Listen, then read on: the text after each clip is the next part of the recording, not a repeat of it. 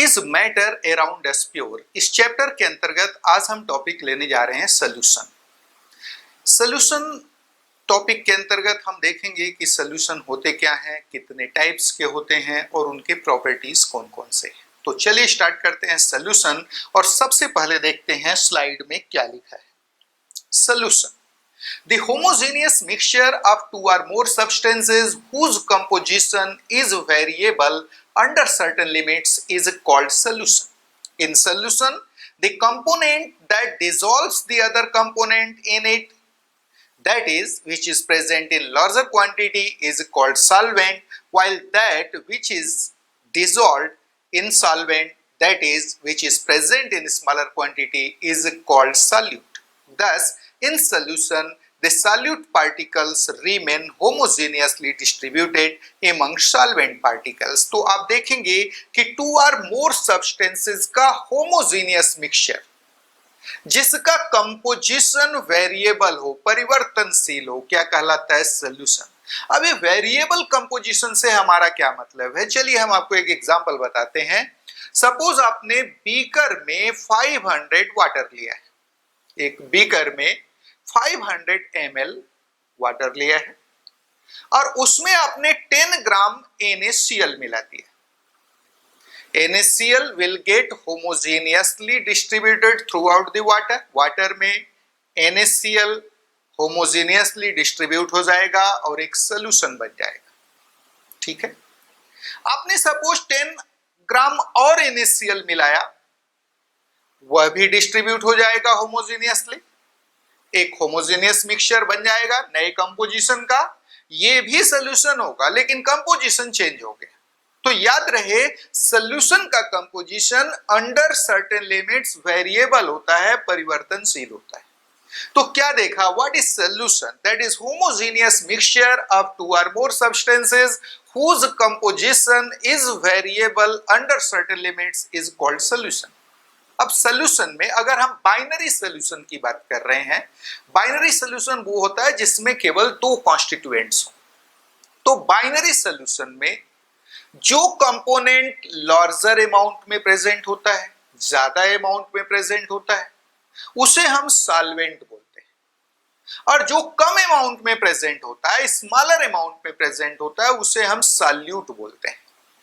यानी जो डिसॉल्व होता है उसे सॉल्यूट बोलते हैं, जो डिसॉल्व करता है उसे सॉल्वेंट बोलते हैं।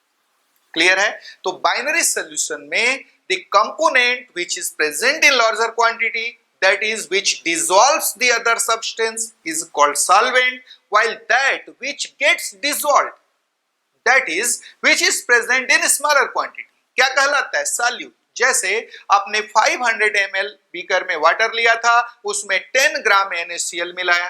लार्जर क्वांटिटी किसकी है? वाटर की। ये क्या हो जाएगा? सॉल्वेंट। 10 ग्राम NaCl आपने मिलाया, स्मॉलर क्वांटिटी है, क्या कहलाएगा? सॉल्यूट कहलाएगा। तो आप देखेंगे कि सॉल्यूशन में सॉल्वेंट के पार्टिकल्स के बीच सॉल्यूट के पार्टिकल्स होमोजेनियसली डिस्ट्रीब्यूटेड होते हैं। होमोजेनियसली वो क्या होते हैं? पूरे सॉल्वेंट में वितरित होते हैं, डिस्ट्रीब्यूटेड होते हैं। चलिए आगे बढ़ते हैं। ये देखिए यहां पर बाइनरी सॉल्यूशन के कंपोनेंट शो किए गए हैं। बाइनरी सॉल्यूशंस यानी ऐसे सॉल्यूशंस जिसमें केवल दो कंपोनेंट हो।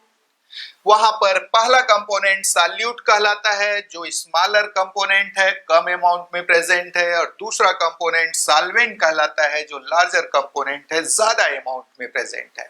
यानी जो डिसॉल्व होता है उसे सॉल्यूट बोलते हैं, जो डिसॉल्व करता है उसे सॉल्वेंट बोलते हैं। क्लियर है? अब हम बात करने जा रहे हैं टाइप्स ऑफ सॉल्यूशंस की। सॉल्यूशंस कितने टाइप्स के होते हैं?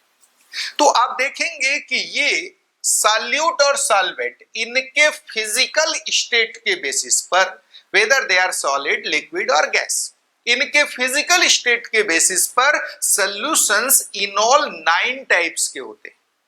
किसके बेसिस पर? Depending upon physical state of solvent and solute, solutions are of 9 types. हम देखेंगे कि ये 9 टाइप्स कौन कौन से हैं और उनके एग्जांपल्स कौन कौन से हैं। क्लियर है? देखिए क्या लिखा है, depending upon physical state of solute and solvent solutions may be of 9 types. तो क्या बताया गया, आगे आप एक टॉपिक पढ़ेंगे कोलाइडल सॉल्यूशंस। आप देखेंगे कोलाइडल सॉल्यूशंस भी physical state of solute and solvent, वहां सॉल्यूट और सॉल्वेंट को अलग वर्ड देते हैं। सॉल्यूट को हम डिस्पर्स्ड फेज बोलते हैं और सॉल्वेंट को डिस्पर्शन मीडियम बोलते हैं। वहां पर जो कोलाइडल सॉल्यूशन होगा वो 8 टाइप्स का होगा। इनमें से एक सिस्टम ऐसा मिलेगा जो कोलाइडल सॉल्यूशन नहीं बनाएगा, लेकिन जहां तक हम ट्रू सॉल्यूशन की बात कर रहे हैं वो 9 टाइप्स के होते हैं। किसके बेसिस पर? Depending upon physical state of solute and solvent. चलिए देखते हैं वो 9 टाइप्स कौन कौन से हैं। ये देखिए हमने यहां पर एक टेबल दिया है, serial number, physical state of solute, दूसरा है फिजिकल स्टेट ऑफ सॉल्वेंट और लास्ट कॉलम में एग्जांपल्स। तो सबसे पहले सॉल्यूट अगर सॉलिड है और सॉल्वेंट भी सॉलिड है, यानी सॉलिड सॉल्यूट सॉलिड सॉल्वेंट में होमोजेनियसली डिस्ट्रीब्यूटेड है, तो ऐसा सॉल्यूशन क्या कहलाएगा? सॉलिड इन सॉलिड सॉल्यूशन कहलाएगा, सॉलिड डिसॉल्व्ड इन सॉलिड सॉल्यूशन। और इसके एग्जांपल हैं एलॉयज। जो एलॉयज हैं, जैसे आप ब्रास बोलते हैं, brass is alloy of copper and zinc. Clear है? तो ये जो ब्रास है that is alloy of copper and zinc, ये किसका एग्जाम्पल है? सॉलिड इन सॉलिड सॉल्यूशन का एग्जाम्पल है। वो भी चूंकि होमोजीनियस है इसलिए सॉल्यूशन है। Alloys being homogeneous are said to be solution. Now liquids in solid, liquid solute solid solvent में डिस्ट्रीब्यूटेड हो होमोजेनियसली, तो उसे हम सॉल्यूशन का जो टाइप्स होता है उसे हम जेल्स बोलते हैं। जो जेलीज आते हैं इसके एग्जांपल है, टूथपेस्ट इसका एग्जांपल है। क्लियर है? तो वहां पर सॉल्वेंट सॉलिड फॉर्म में है, ज्यादा है, और लिक्विड वहां सॉल्यूट है, कम अमाउंट में है। तीसरा कैटेगरी देखिए, gas in solid, gas solute gas हो और सॉल्वेंट सॉलिड हो। आप देखेंगे कि कई बार कुछ ऐसे मेटल्स है लाइक प्लेटिनम, पैलेडियम, गोल्ड, इनके सरफेस पर हाइड्रोजन होमोजेनियसली डिस्ट्रीब्यूट हो जाती है, वहां भी एक सॉल्यूशन का फॉर्मेशन होता है, गैस इन सॉलिड। या प्यूमिक स्टोन आपने देखा होगा, प्यूमिक स्टोन तैरने वाला हल्का पत्थर होता है, क्या होता है उसमें? गैस कम अमाउंट में रहती, सॉलिड ज्यादा अमाउंट में रहता है। तो किसका एग्जांपल बनाएगा? वो अभी गैस इन सॉलिड का। ये देखिए एग्जांपल इसके, ammonia adsorbed at the surface of platinum and pumice stone, ये दोनों एग्जांपल हैं गैस इन सॉलिड टाइप के सॉल्यूशंस के।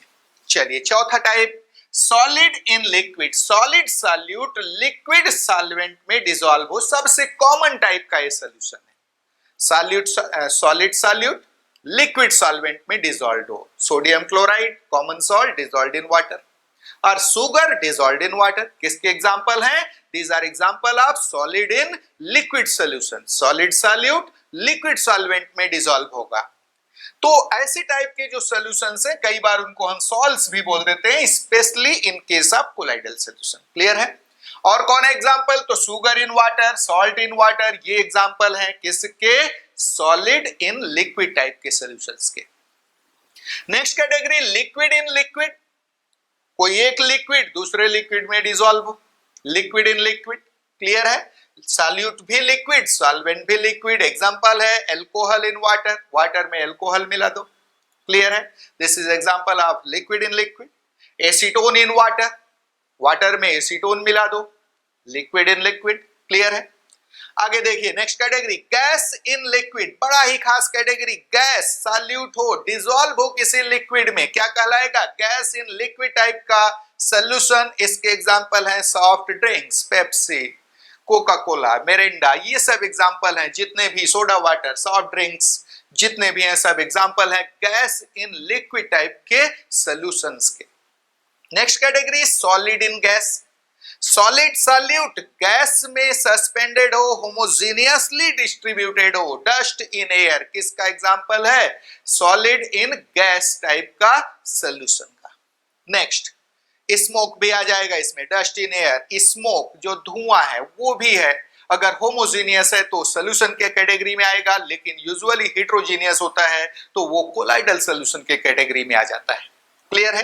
Liquid in gas, liquid in gas, liquid solute हो, गैस वहां सॉल्वेंट हो, फॉग, एरोसॉल्स, ये इसके एग्जांपल्स हैं। लेकिन याद रहे ये कोलाइडल सॉल्यूशंस भी बनाते हैं। अगर हिट्रोजीनियस हुए तो कोलाइडल सॉल्यूशन हो जाएगा, होमोजेनिटी हुई तो वही क्या कहलाएगा, ट्रू सॉल्यूशन कहलाएगा। Now gas in gas, gas solute dissolve हो गैस सॉल्वेंट में, एग्जांपल इज एयर, या कोई भी दो गैसेस का मिक्सचर। गैसेस हमेशा होमोजेनियस मिक्सचर बनाते हैं, क्लियर है। तो gas in gas, ammonia in air, clear है, या अमोनिया इन ऑक्सीजन किसका एग्जांपल है, गैस इन गैस टाइप का ट्रू सॉल्यूशन। चलिए आगे बढ़ते हैं। नाउ प्रॉपर्टीज ऑफ सॉल्यूशंस, अब देखते हैं कि सॉल्यूशंस के पिक्यूलियर फीचर्स क्या होते हैं, प्रॉपर्टीज क्या होते हैं। हालांकि ये सारे प्रॉपर्टीज ऑलरेडी आ चुके हैं, लेकिन कुछ और भी ऐड होंगे इसमें। प्रॉपर्टीज ऑफ सॉल्यूशंस, पहला देखिए, सॉल्यूशन इज होमोजेनियस मिक्सचर, इस वर्ड पर ध्यान दीजिए, homogeneity is peculiar feature of solutions. Solutions का सबसे स्पेसिफिक फीचर है उसकी होमोजेनिटी। अगर होमोजेनिटी नहीं है तो उसे हम सॉल्यूशन नहीं बोल सकते, क्लियर है। तो इस solution is the homogeneous mixture of two or more substances whose composition is variable under certain limits। इनका composition variable हो सकता है, ऑलरेडी बता चुका हूं। नेक्स्ट देखिए, the particles of a solution is smaller than 1 nanometer, 10 raised to power minus 9 meter in diameter, hence they cannot be seen by naked eye। तो जो सॉल्यूशन के पार्टिकल्स होते हैं, यहां पार्टिकल्स से मतलब हमारा स्पेशली सॉल्यूट पार्टिकल्स, उनकी जो साइज होती है वो 10 raise to power minus 9 metre यानी 1 नैनोमीटर डायमीटर के ऑर्डर की होती है।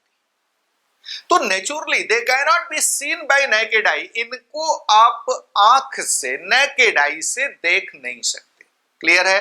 तो ये दूसरी विशेषता सॉल्यूशन की। नेक्स्ट देखिए, due to very small particle size they do not scatter the beam of light passing through them, hence the path of light is not visible in a solution। अगर हम ट्रू सॉल्यूशन की बात कर रहे हैं तो चूंकि उनके पार्टिकल बहुत छोटे हैं, जब ट्रू सॉल्यूशन से आप लाइट पास करते हो, बीम ऑफ लाइट पास करते हो, तो बीम ऑफ लाइट का जो पाथ है वो विजिबल नहीं होता। क्यों? क्योंकि पार्टिकल बहुत छोटे साइज के हैं, वो लाइट को स्कैटर नहीं करते, लाइट को फैलाते नहीं, स्कैटर नहीं करते, इसलिए यहां पर लाइट का पाथ विजिबल नहीं होगा। वहीं आगे चल करके हम बात करेंगे कोलाइडल सॉल्यूशन और सस्पेंशन का, वहां पार्टिकल की साइज बड़ी होगी, जब उस पर बीम ऑफ लाइट डालेंगे तो लाइट को वो क्या करेगा, डिस्पर्स करेगा, लाइट को वह स्कैटर करेगा, और स्कैटरिंग ऑफ लाइट के कारण लाइट का पाथ विजिबल होगा, दिखाई देगा, और इस फेनोमेना को हम नाम देते हैं टिंडल इफेक्ट। तो आप देखोगे कि जो ट्रू सॉल्यूशंस हैं they do not exhibit Tyndall effect, ये टिंडल इफेक्ट की फेनोमेनन शो नहीं करते, जबकि वहीं कोलाइडल सॉल्यूशन और सस्पेंशन, जिसको हम आगे डिस्कस करेंगे, वो टिंडल इफेक्ट की फेनोमेना शो करेंगे। चलिए आगे बढ़ रहे हैं। Now next property of solution, the solute particles cannot be separated by the process of filtration from this solution। चूंकि सॉल्यूट के पार्टिकल्स छोटे हैं, वो फिल्टर पेपर के पोर से इजिली पास आउट हो जाते हैं।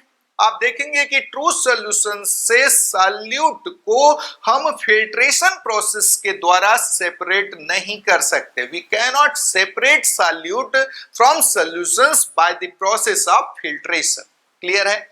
और एक और property, when a solution kept undisturbed the solute particles do not settle down, thus the solutions are stable in nature। अगर आप सॉल्यूशन को अनडिस्टर्ब्ड रख दें, कुछ समय के लिए बिना डिस्टर्ब किए रख दें, तो वहां सॉल्यूट नीचे सेटल नहीं होता।